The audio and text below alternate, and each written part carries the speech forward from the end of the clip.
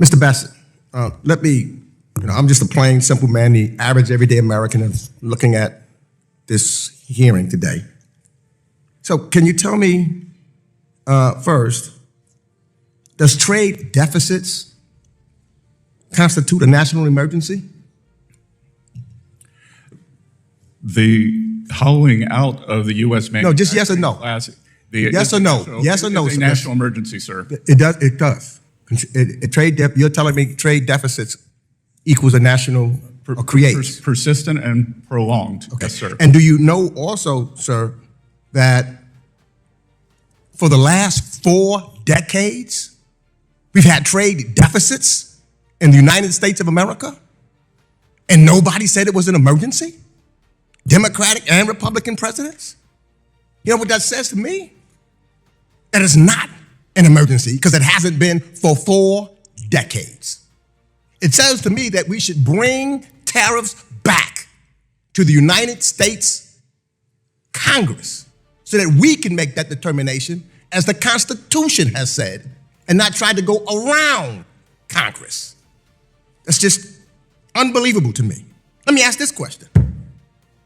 Maybe I'm missed it. Who was the president and who has been the president since January 20th, 2025?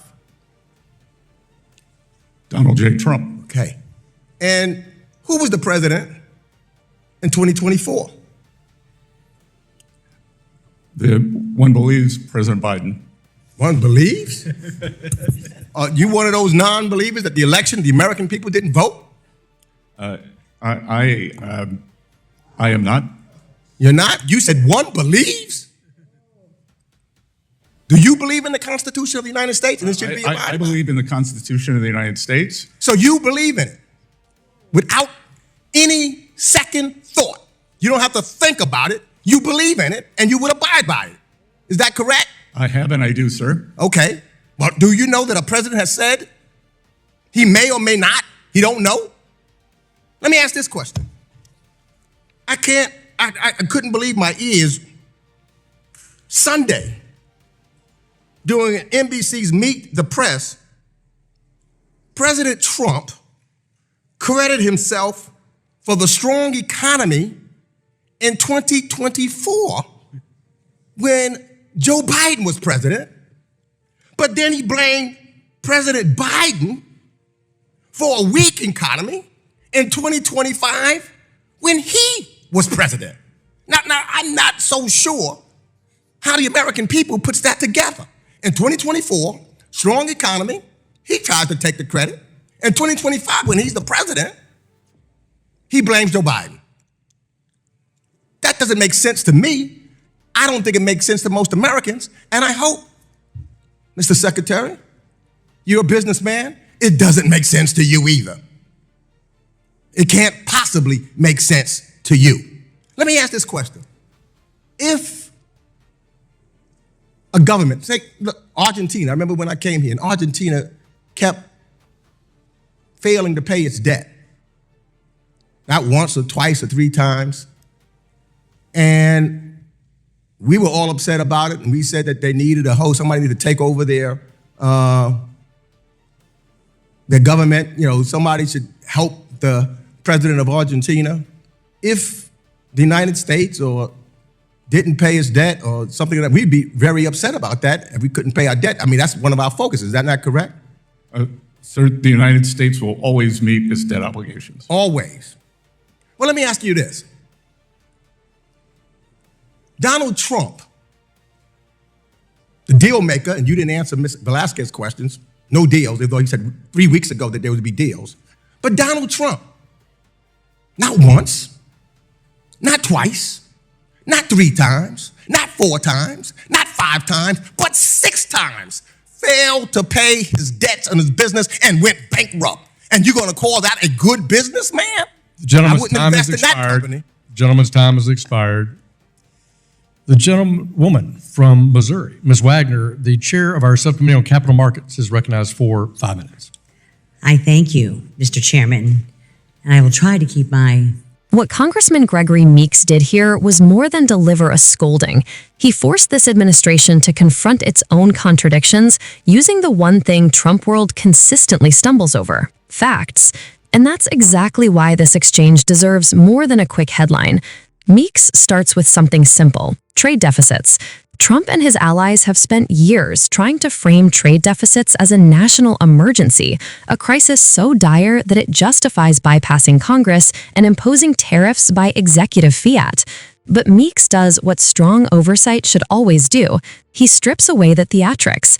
He points out that the U.S. has had trade deficits for 40 years, under Democrats, Republicans, recessions, booms, through every modern administration, and none of them treated it as a constitutional emergency requiring presidential power grabs.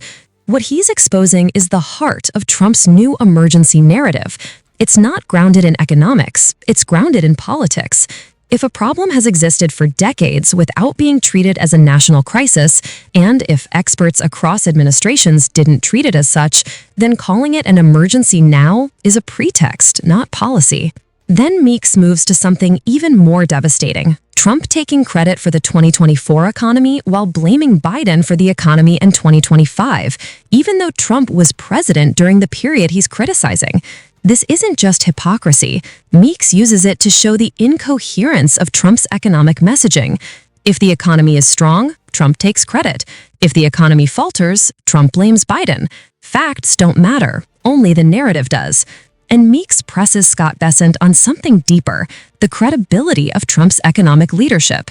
Because how does a man who brags endlessly about being the greatest businessman alive go bankrupt 6 times?